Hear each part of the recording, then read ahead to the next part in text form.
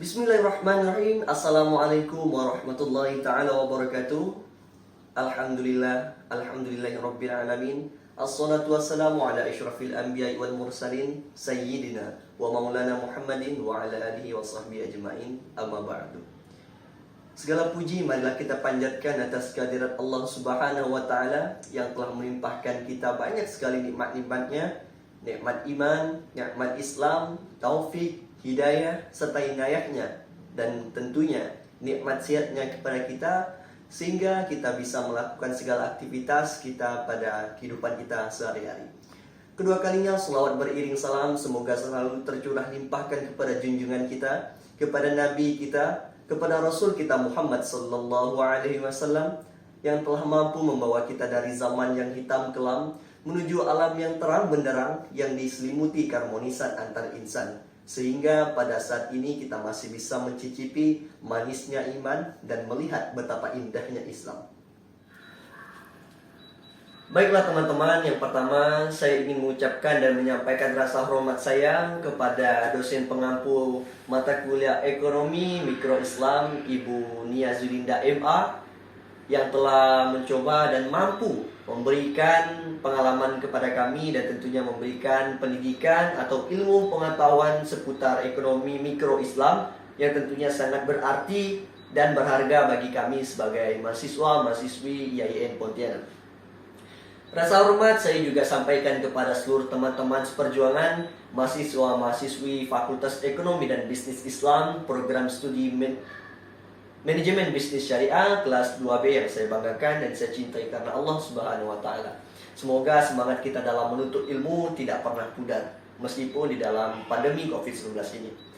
Baik teman-teman, pada kesempatan yang mulia ini saya ingin menyampaikan dan menjelaskan kepada teman-teman sekalian tentang beberapa sektor UMKM yang saya nilai kurang efektif jika diberlangsungkan atau diproduksi pada masa pandemi Covid-19 ini. Nah, perlu kita ingat kembali bahwasanya ya bisa kita katakan dan nyatanya virus corona ini sangat-sangat merugikan bagi seluruh sektor masyarakat. Itu tidak berjauh beda juga dalam sektor ekonomi, industri dan lain sebagainya. Yang ingin saya tekankan kembali di sini ada 3 UMKM yang saya nilai sangat-sangat dirugikan ketika berada pada masa pandemi Covid-19 ini. Yang pertama ada dalam sektor gaya atau style. Nah, contohnya adalah seperti tukang pangkas rambut. Tukang pangkas rambut ini merasa sangat dirugikan karena adanya pandemi Covid-19 ini. Dengan adanya virus pandemi Covid-19 ini, pendapatan mereka untuk memenuhi kebutuhan kehidupan sehari-harinya sangat-sangat dikatakan bisa kurang.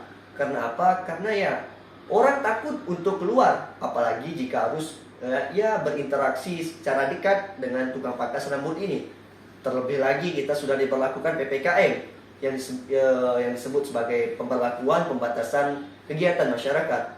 Seluruh jalan ditutup dan orang-orang pun tidak bisa atau tidak memiliki akses untuk menuju tempat yang dituju. Nah, yang kedua yaitu ada sektor pangan. Sektor pangan ini sangat merasa dirugikan. Mengapa? Karena hal ini ya seperti gaya tadi di sektor style tadi. Karena adanya diberlakukan PPKM, pemberlakuan pembatasan kegiatan masyarakat. Akhirnya karena kurang tidak memiliki akses, masyarakat cenderung lebih melakukan pembelian secara online. Akhirnya para pedagang kaki lima akan tersingkirkan akibat kalah bersaing. Nah, contohnya seperti penjual gorengan, seperti penjual gorengan, rumah makan dan lain sebagainya. Nah, yang ketiga itu ada sektor pariwisata. Di antara beberapa sektor yang saya katakan, pariwisata tentunya juga sangat merasa dirugikan karena adanya pandemi Covid-19 ini. Dengan adanya virus corona ini, hampir semua tempat rekreasi atau tempat pariwisata itu ditutup karena takut terjadi kerumunan yang dapat mengakibatkan bertambahnya angka orang positif corona. Nah, di antara beberapa sektor yang telah saya sebutkan tadi, mungkin yang saya nilai sangat terlihat atau sangat tampak sekali penurunan pendapatannya itu terjadi pada sektor pangan dan pariwisata. Keduanya ya bisa kita katakan banyak sekali tempat-tempat pariwisata, tempat-tempat makan, para pedagang asongan itu bangkrut karena kurangnya pendapatan untuk memenuhi ya bisa dikatakan membayar gaji, membayar sewa, upah perawatan tempat dan lain sebagainya. Baiklah teman-teman yang saya banggakan, karena Allah Subhanahu wa taala telah saya jelaskan dan saya paparkan tentang beberapa sektor UMKM yang saya nilai kurang efektif jika kita lakukan pada masa pandemi Covid-19 ini.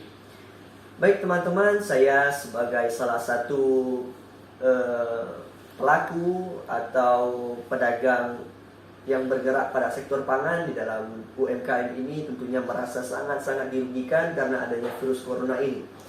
Semenjak virus corona ini masuk di Indonesia, pendapatan yang kami terima itu sangat bisa dikatakan sangat kurang, ya kurang untuk membayar gaji, mengeluarkan modal dan lain sebagainya. Tentunya hal ini bisa dikatakan ya sangat-sangat memprihatinkan bagi kami yang bergerak di sektor UMKM, apalagi dalam sektor pangan ini. Baik teman-teman, mungkin hanya ini yang dapat saya sampaikan dan saya jelaskan kepada teman-teman sekalian tentang beberapa sistem UMKM yang saya katakan atau saya nilai sangat-sangat kurang efektif jika diberlakukan atau dilangsungkan pada masa pandemi Covid-19 ini. Untuk itu, sebagai kata terakhir saya ingin menyampaikan banyak-banyak terima kasih kepada Ibu Nia Zulinda MA yang telah membimbing saya, yang telah memberikan ilmu, memberikan pengalaman kepada saya. Semoga apa yang telah Ibu lakukan dan Ibu berikan ini menjadi salah satu amal jariah yang insya Allah akan diperhitungkan sebagai amal-amal soleh Ibu Nia Zulinda di sisi Allah Subhanahu wa taala. Baiklah teman-teman dan Ibu, saya ucapkan terima kasih kembali atas perhatiannya. Saya ucapkan terima kasih, kurang dan lebihnya saya mohon maaf. Kurangnya dari saya diri pribadi dan lebihnya dari Allah Subhanahu wa taala. Akhirul kalam billahi taufiq wal hidayah. Wassalamualaikum warahmatullahi wabarakatuh.